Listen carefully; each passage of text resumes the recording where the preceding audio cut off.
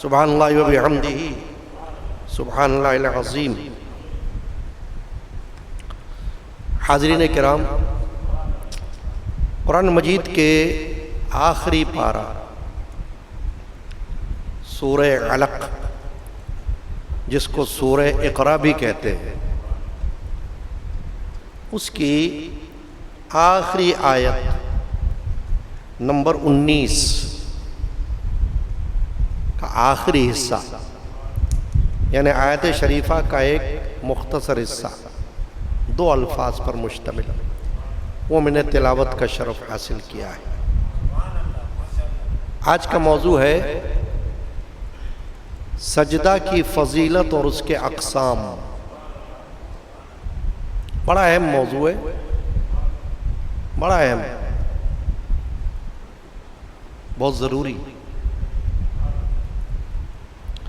قرآن مجید میں اللہ تعالیٰ نے جگہ جگہ سجدہ کی آیات نازل فرمائی ہیں۔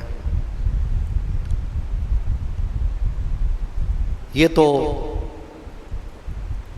سورہ اقرا، سورہ علق کی آیت شریفہ کا آخری حصہ آپ نے سنا، وَاسْجُدْ وَاقْتَرِبْ، اور سجدہ کر اور قریب ہو جا۔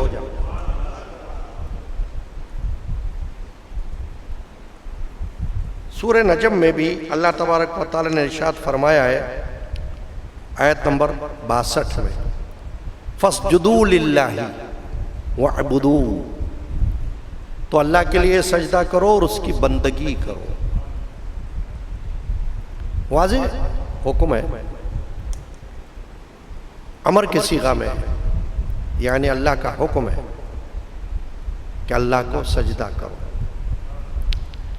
سجدہ عبادت، بندگی کے ارکان میں سے ایک رکن ہے، کیونکہ عبادات کی شکلیں، صورتیں کئی ہیں، بہت سی ہیں۔ پوری نماز عبادت ہے، تلاوت قرآن عبادت ہے، زکوٰۃ بھی عبادت ہے، حج و عمرہ بھی عبادت ہے، صدقہ و خیرات بھی عبادت کا ثواب رکھتا ہے۔ غرض کی عبادت کی صورتیں، شکلیں بہت سی ہیں، مگر سجدہ یہ ایک ایسی صورت ہے، ایسی شکل ہے جس کے لیے اللہ نے یہ فرمایا وَاسْجُدْ وَاقْتَرِبْ، سجدہ کر اور قریب ہو جا۔ پھر اسی کو سرکار دو عالم مغفر بنی آدم صلی اللہ تعالی علیہ وآلہ وسلم نے حدیث پاک میں فرمایا کہ جب بندہ سجدہ میں جاتا ہے، سجدہ میں ہوتا ہے، تو اللہ کے بہت قریب ہوتا ہے۔ تو گویا کہ تصدیق بھی ہو گئی بارگاہ رسالت سے۔ تو سجدہ اللہ کے قرب کی نشانی، علامت ہے، اور سجدہ جو ہے وہ انتہائی عاجزی کا نام ہے، یعنی سجدہ سے بڑھ کر پھر اب کوئی اور عاجزی کی شکل نہیں ہے، کیونکہ آپ جھک گئے، گر گئے اللہ کی بارگاہ، ماتھا ٹیک دیا، پیشانی رکھ دی، ناک رگڑ لی،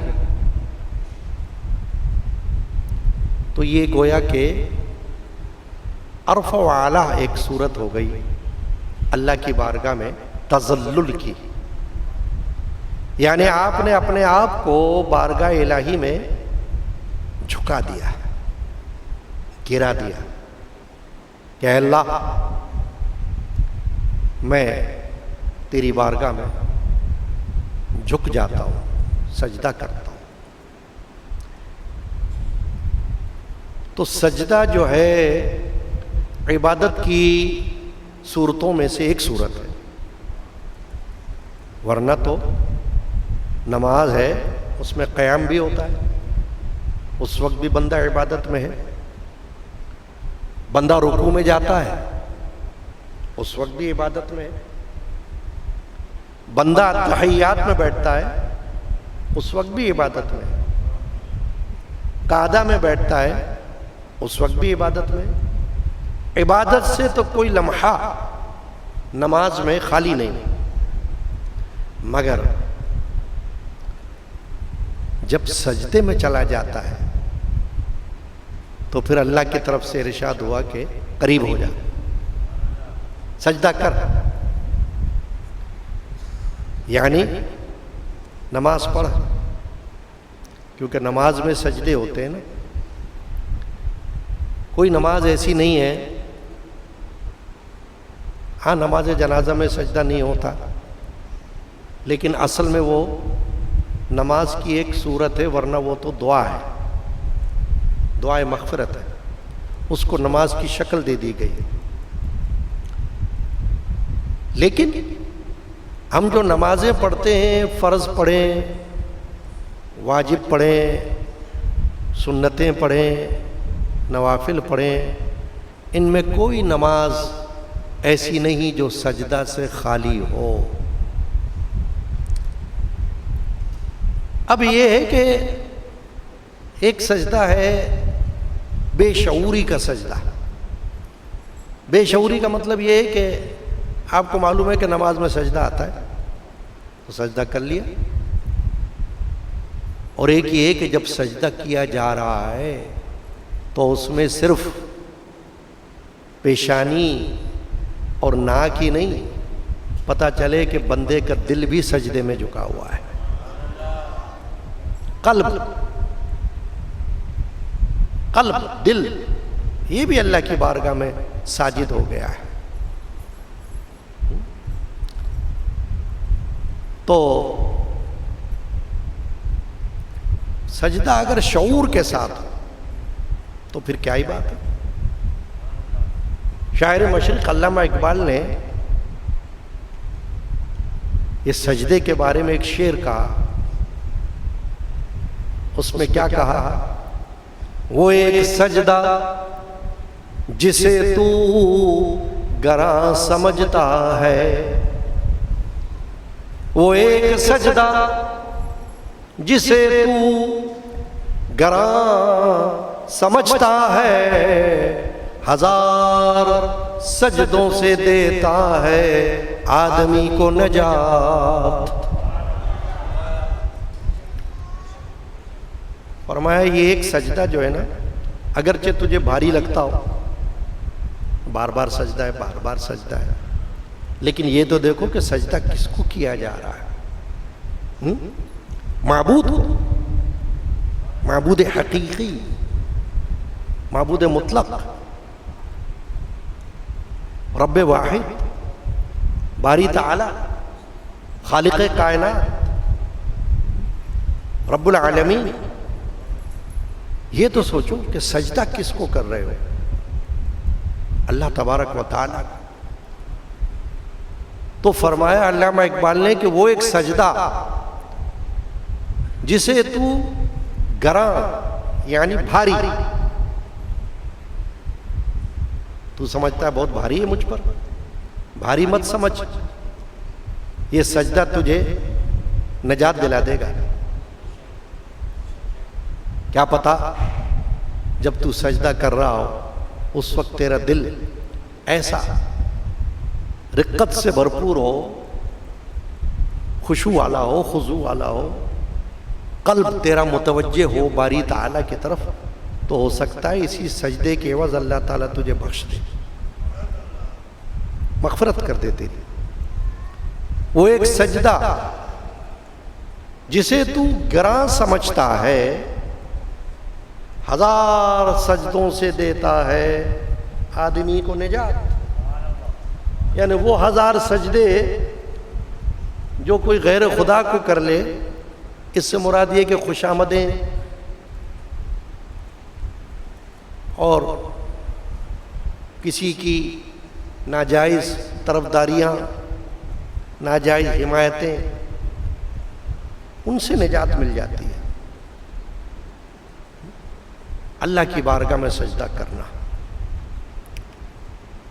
تو یہاں سورۃ الاقراء اور سورۃ العلق جو ہے اس میں فرمایا واسجد واقترب، اے حبیب، اے محبوب صلی اللہ علیہ وسلم، سجدہ کر اور قریب ہو جا۔ اور سورہ نجم جیسا کہ میں نے عرض کیا اس میں فرمایا اللہ نے فاسجدوا للہ واعبدوا، تو اللہ کے لیے سجدہ کرو اور بندگی کرو۔ یعنی سجدہ جو عبادت کا ہے وہ تو ہے ہی صرف اللہ کے لیے، اس میں تو کوئی سوال ہی پیدا نہیں ہوتا کسی اور کے سجدے کا۔ تو سجدے کی فضیلت تو یہ معلوم ہوئی کہ ہے تو عبادت، مگر تمام عبادات میں سے سجدہ بہت بڑی عبادت ہے۔ یہ تو فضیلت ہو گئی۔ اب سجدے کی اقسام،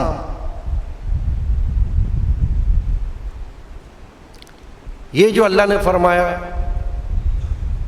فاسجدوا للہ واعبدوا، تو اللہ کے لیے سجدہ کرو اور عبادت کرو، یہ سجدے عبودیت ہے، عبادت جو کسی اور کو ہو ہی نہیں سکتا۔ جو نمازوں میں ہم سجدہ کرتے ہیں نا، یہ سجدے عبادت کہلاتا ہے، چاہے فرض نماز میں ہو، واجب میں ہو، وتر، چاہے سنتوں میں ہو، چاہے نفلوں میں ہو۔ یہ سجدہ جب کیا جاتا ہے تو دل میں یہ خیال ہوتا ہے کہ ہم اللہ کو سجدہ کر رہے ہیں۔ اب دیکھیے کعبۃ اللہ میں کوئی وہاں بیٹھا ہوا ہو یا ہم یہاں بیٹھے ہیں، رخ، ڈائریکشن ہماری وہ ہے قبلہ کی طرف، کعبۃ اللہ کی طرف۔ تو یہ تو ایک صرف سمت ہے، مگر حقیقت کیا ہے اس کی کہ سجدہ اللہ کو کیا جا رہا ہے۔ بیت اللہ جو ہے وہ اللہ کا گھر کہلاتا ہے، تو رخ اس طرف کر لیا، لیکن سجدہ بیت اللہ کو نہیں ہو رہا، سجدہ تو اللہ کو کیا جا رہا ہے۔ میرے خاندان کے صوفی بزرگ حضرت صوفی سائیں عبد الغنی القادری رحمۃ اللہ علیہ کا ایک شعر ہے، قید قبلہ کی جو ہے مطلب ہے اور، قید قبلہ کی جو ہے مطلب ہے اور، وہ خدا ہی کیا جو ہر جا پہ نہ ہو۔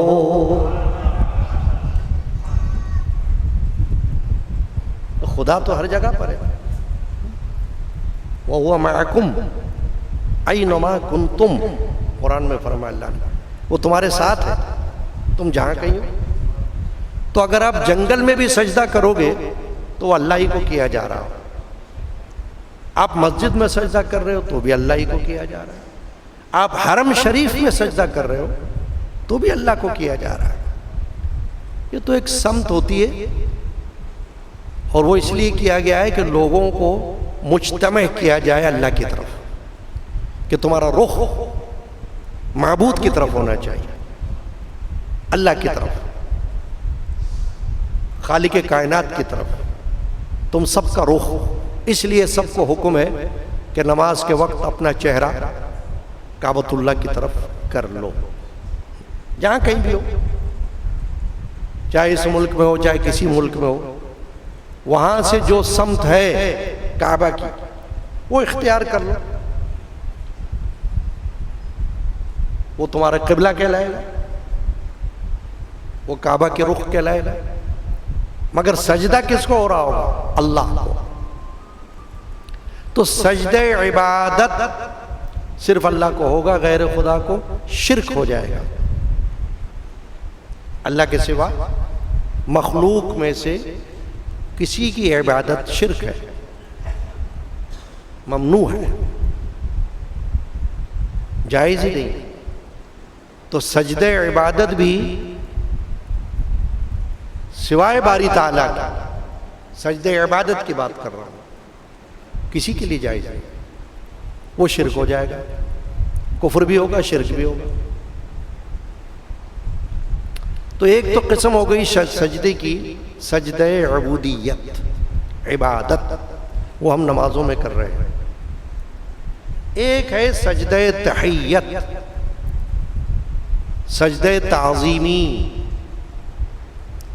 قرآن میں اس کا بھی ذکر ہے، خود اللہ نے حکم دیا، فرشتوں کو حکم دیا اللہ نے، اسجدوا لآدم، سجدہ کرو آدم کو. واضح الفاظ ہے قرآن کے، سجدے میں گرو، جھکو. کس کے سامنے؟ حضرت آدم کے سامنے. آدم علیہ نبی ہے نا، علیہ السلام. اسجدوا لآدم، آدم کو سجدہ کرو. وہ سجدہ کون سا ہے؟ وہ سجدہ تعظیمی تھا. تعظیم اس کو ہم کہتے ہیں رسپیکٹ، ادب. تو پچھلی امتوں میں وہ روا رکھا گیا، جائز، اور خود اللہ نے حکم دیا تھا کرو سجدہ. مگر امت محمدی میں نبی اکرم صلی اللہ علیہ وسلم نے اس کو روک دیا اور فرمایا اب سجدہ جو ہے تعظیمی بھی کسی کے لیے نہیں ہو سکتا، یعنی تعظیمی سجدہ مت کرو. تعظیم کی دوسری صورتیں وہ کرو، ہاتھ چوم لو، جائز ہے. پاؤں چوم لو، جائز ہے.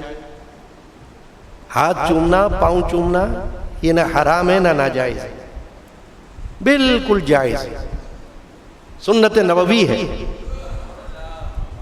صحابہ اکرام رضی اللہ عنہ اجمعین نے نبی اکرم علیہ السلام کے ہاتھ بھی چومے اور پاؤں بھی چومے. ہاں جب سجدے کے بارے میں پوچھا ایک صحابی نے، معاذ بن جبل رضی اللہ تعالی، کئی بار گئے تھے، وہاں سے آئے تو کہا یا رسول اللہ میں نے وہاں لوگوں کو دیکھا، سرداروں کو، بادشاہوں کو سجدہ کر رہے تھے، تو میرے دل میں خیال ہے آپ کو سجدہ کروں. فرمایا نہیں، سجدہ نہیں کروں. اور پھر ایک موقع پہ یہ فرمایا اگر تعظیمی سجدہ جائز رکھا جاتا تو میں بیوی کو حکم دیتا کہ شوہر کو سجدہ کر.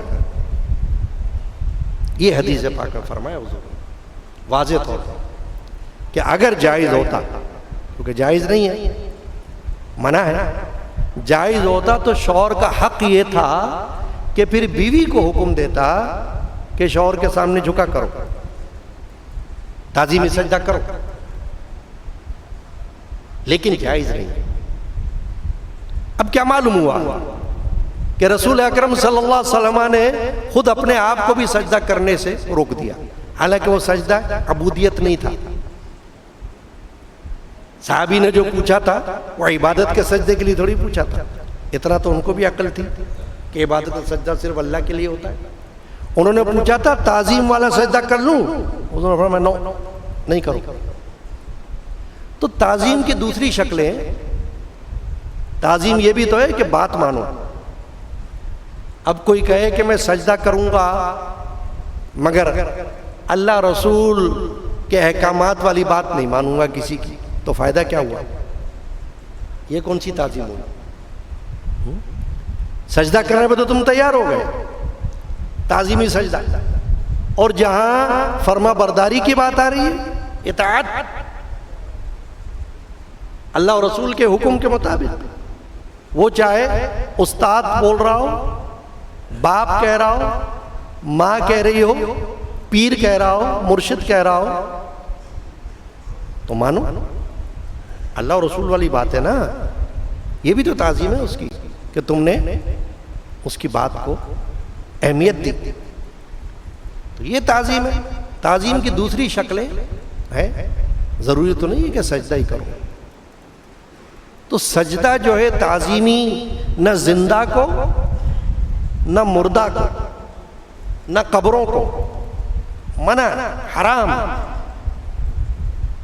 ہاں اگر کوئی سجدہ کرتے ہوئے دل میں یہ خیال رکھتا ہے کہ میں عبادت کا سجدہ نہیں کر رہا، میں تو تعظیم سے کر رہا ہوں، رسپیکٹ کے ساتھ کر رہا ہوں، تو کیا ہوگا؟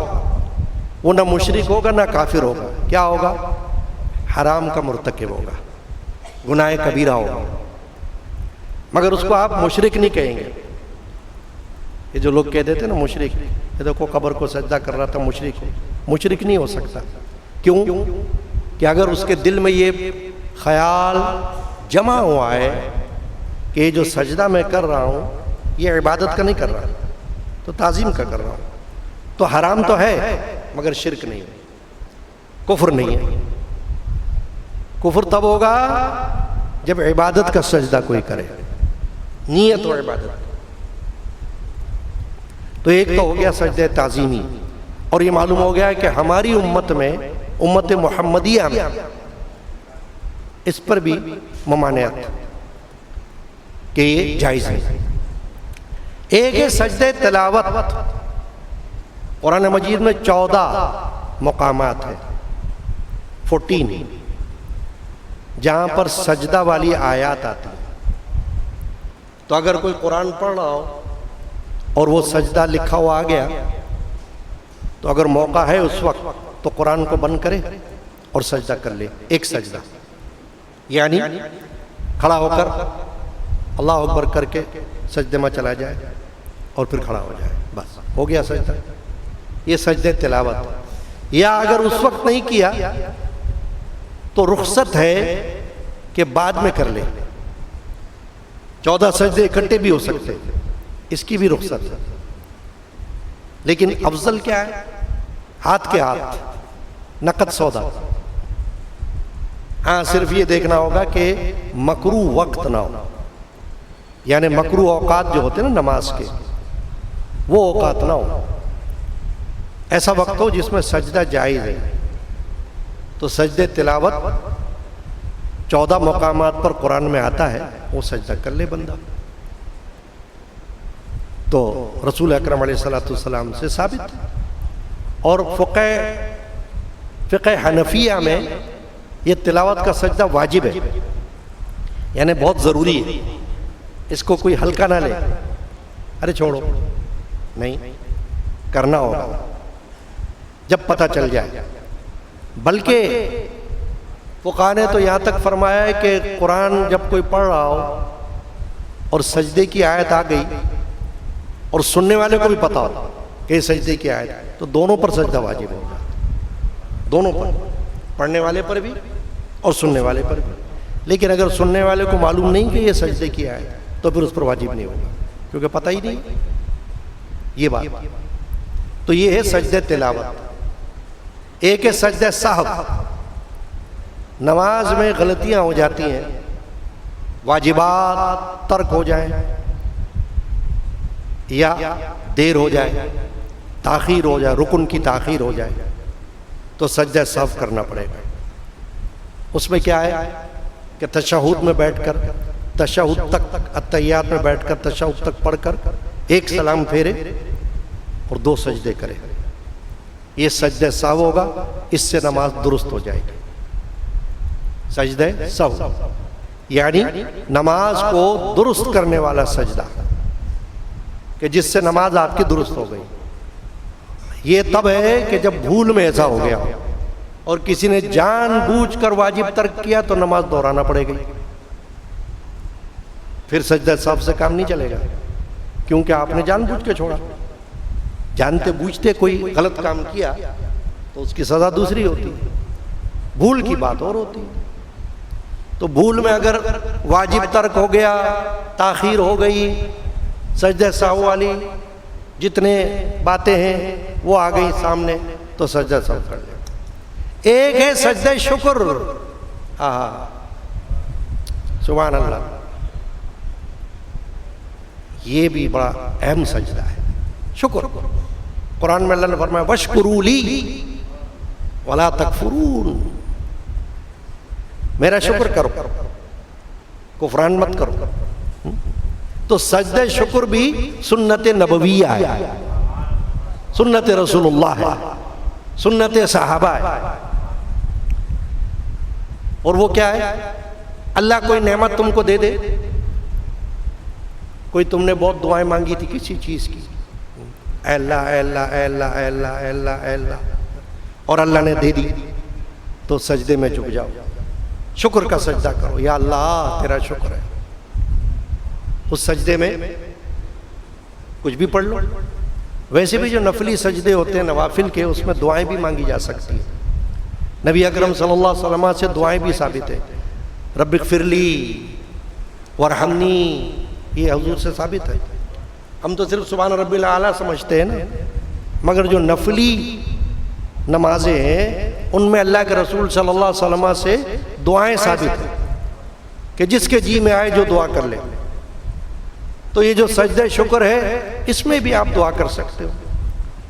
تو سجدہ شکر جو ہے بڑا اہم سجدہ ہے. حضرت سیدنا ابوبکر صدیق رضی اللہ تعالی عنہ، انہوں نے ایک جنگ کی تھی. کس کے ساتھ؟ مسلمہ کذاب کے ساتھ، اپنے دور خلافت میں. اور مسلمہ کذاب وہ تھا خبیث جس نے نبوت کا جھوٹا دعویٰ کیا تھا، میں نبی ہوں، میں رسول ہوں. تو صدیق اکبر رضی اللہ تعالیٰ نے صحابہ کو ساتھ لے کر اس کے خلاف جہاد کیا اور اس کی ایسی تیسی کی، قتل کیا اس کو. جب وہ قتل ہو گیا تو حضرت سیدنا صدیق اکبر رضی اللہ تعالیٰ سجدہ شکر میں گر گئے. اے اللہ تیرا شکر ہے، تو نے اس بدبخت کو واصل جہنم کیا. یہ نبی ہونے کا دعویٰ کر رہا تھا. نبی کی توہین ہے، یہ تو رسول اللہ کی توہین ہے کہ کوئی یہ کہے کہ نہیں وہ آخری نبی نہیں ہے، میں بھی نبی ہوں. یہ تو بہت بڑی توہین ہے حضور کی. چنانچہ صدیق اکبر نے سجدہ شکر ادا کیا. اسی طرح تاریخ میں غزوہ بدر کا موقع تھا تو ابو جہل بھی اس میں تھا کفار کی طرف سے. جانتے ہو نا اپنا نام ابو جہل، بہت بڑا دشمن اسلام، دشمن رسول. وہ کفار کی طرف سے لڑنے کے لیے آیا ہوا تھا تو اس کو بھی قتل کیا گیا.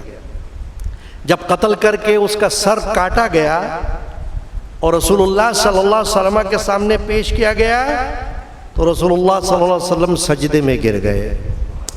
اس کو کہتے ہیں سجدہ شکر. وہ آپ نماز نہیں پڑھ رہے تھے. ویسے ایک بات اور ہے، فقہاء نے فرمایا ہے کہ سجدہ شکر تو ہے صرف سجدہ، لیکن اگر کوئی شکرانے کی نماز ہی پڑھ لے تو اور اچھی بات ہے. یعنی 2 رکعت نفل ہوتی ہے نا، جیسے صلاۃ الحاجت ہوتی ہے، ایسے ہی صلاۃ شکرانہ وہ پڑھ لے تو پڑھ سکتا ہے، ورنہ سجدہ شکر کر لے. تو سجدہ شکر، سجدہ تلاوت، سجدہ سہو، سجدہ تعظیمی، سجدہ عبودیت، یہ سارے سجدے ہیں. ان سب کی اقسام ہیں. ان میں سے ایک سجدہ وہ تو ختم ہو گیا، سجدہ تعظیمی، اب وہ تو بالکل حرام ہے. اب رہ گیا سجدہ عبادت، کرتے رہو اللہ کی بارگاہ میں. سجدہ تلاوت کرتے رہو، سجدہ سہو کرتے رہو، سجدہ شکر کرتے رہو. یعنی سجدے کو نہ چھوڑو. سجدہ جو ہے یہ بہت بڑی ایک نشانی ہے، بڑی شکل ہے اللہ کی بارگاہ میں اپنے آپ کو جھکا دینے کی. میرے خاندان کے بزرگ کے 2 شعر پڑھ کر بات ختم کر رہا ہوں. بڑے خوبصورت اشعار ہیں اور یہ اللہ کے ولی بتا سکتے ہیں نا بات، ہر ایک کے ذہن میں کہاں آئے گا. حضرت صوفی سائیں عبد الغنی القادری رحمۃ اللہ علیہ کا کلام ہے، اس کے 2 اشعار کیا ہے؟ جب یاد تیری آئے سجدے پہ کروں سجدہ. دیکھا یہ جو دل والا ہوگا نا اس کے دل سے نکلے گا سبحان اللہ. کیا بات. جب یاد تیری آئے سجدے پہ کروں سجدہ توفیق جو دل پائے سجدے پہ کروں سجدہ ظاہر میں غنی سجدہ باطن میں غنی سجدہ. دیکھا ہماری نظر یہاں تک نہیں جا سکتی. ہم لوگ تو خالی ظاہر میں سجدہ کرتے ہیں اور سجدے میں جا کے بھی پتہ نہیں کبھی دکان میں خیال, کبھی گھر بار کا خیال, کبھی کدھر کا خیال, کبھی کدھر کا خیال. ایسا ہو سکتا ہے نا بھائی؟ جیسے ہم ویسے ہمارا سجدہ. مگر جو اللہ والے ہیں ان کی نظر ہے یہاں پر ظاہر میں غنی سجدہ باطن میں غنی سجدہ اور بن سجدہ نہ چین آئے سجدے پہ کروں سجدہ. اللہ تعالیٰ آج کے جو موضوع تھا سجدہ کی فضیلت اور اس کے اقسام, یہ بیان ہر جمعہ کو جو ہوتا ہے یہ براہ راست گھروں میں بھی دیکھا جاتا ہے کیونکہ لائیو چلتا ہے فیس بک کے پیج پر. آفیشل پیج جو یہاں کا ہوتا ہے اس پر جاتا ہے, باہر ملکوں میں بھی لوگ دیکھتے ہیں. تو یہ تبلیغ ہے. اللہ تعالیٰ قبول فرمائے. صلی اللہ تعالیٰ علی محمد وعلی آلہ وصحبہ.